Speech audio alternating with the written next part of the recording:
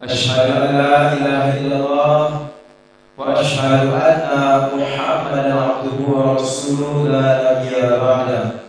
اللهم صل على سيدنا محمد وعلى آل سيدنا محمد كما صليت على سيدنا إبراهيم وعلى آل سيدنا إبراهيم في العالمين إنك حميد مجيد. Hadirin jamaah salat zuhur yang dirahmati Allah Subhanahu wa taala.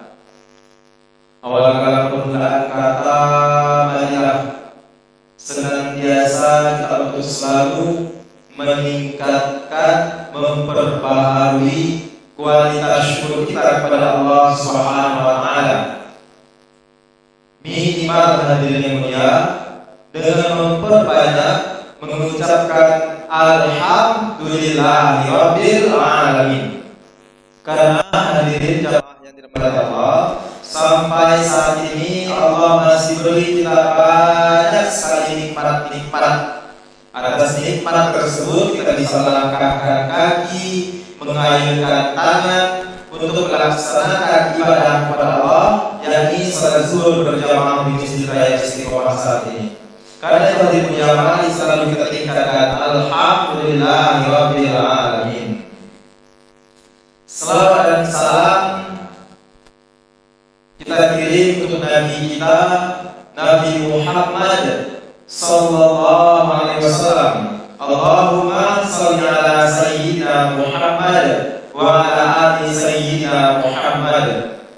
Yang mana beliau Rasulullah sallallahu alaihi wasallam telah memberikan contoh yang baik, kehidupan yang baik pada kita selaku umat manusia. Laqad kana lakum fi Rasulullah uswatun hasanah. Telah ada dari Rasulullah contoh suri tauladan yang baik. Jadi dari mulia mari kita sama-sama belajar untuk mencontoh, meniru Rasulullah sallallahu alaihi wasallam.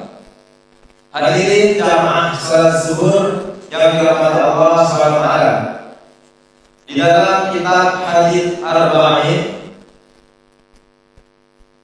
yang mana hadis Arba'in adalah kumpulan hadis, sekitar 40-an kumpulan hadis yang insyaallah terjamin kemurniannya, kesahihannya, sanad-sanadnya, perawi-perawinya insyaallah terjamin, sekitar 40 hadis.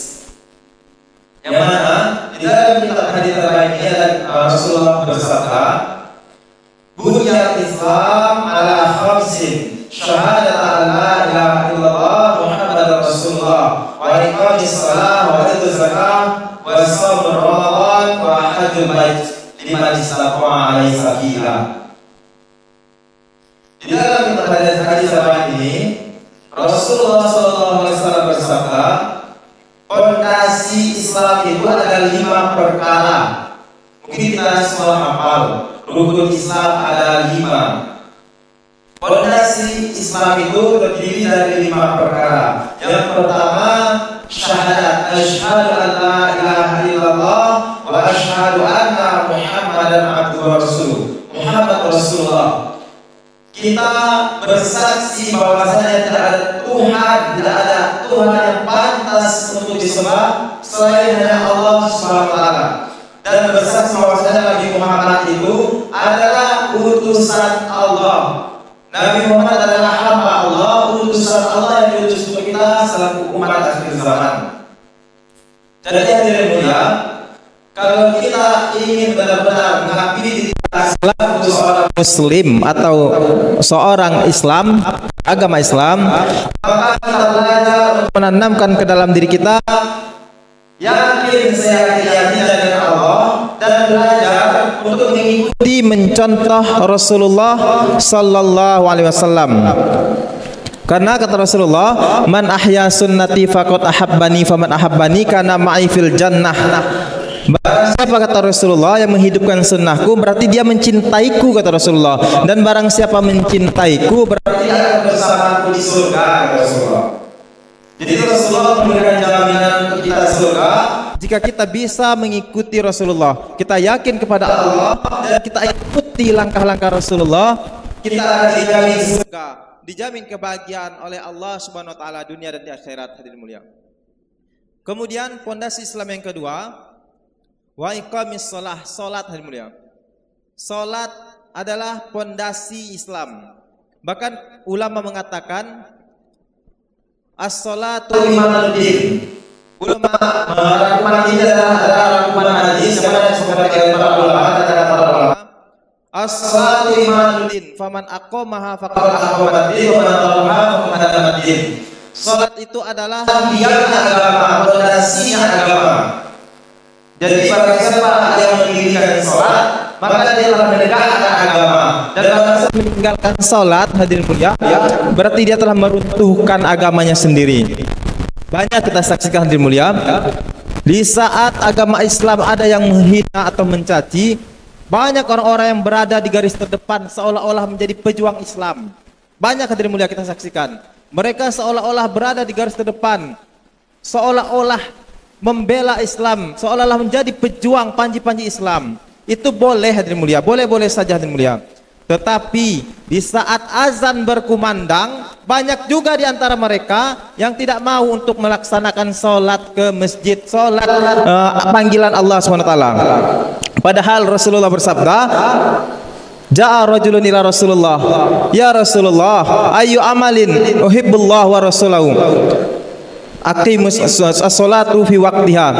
Datang seorang pemuda yang mulia bertanya kepada Rasulullah, ya Rasulullah, amalan apa yang paling dicintai oleh Allah dan Rasulnya? Rasulullah mengatakan yang pertama adalah salat tepat pada waktunya.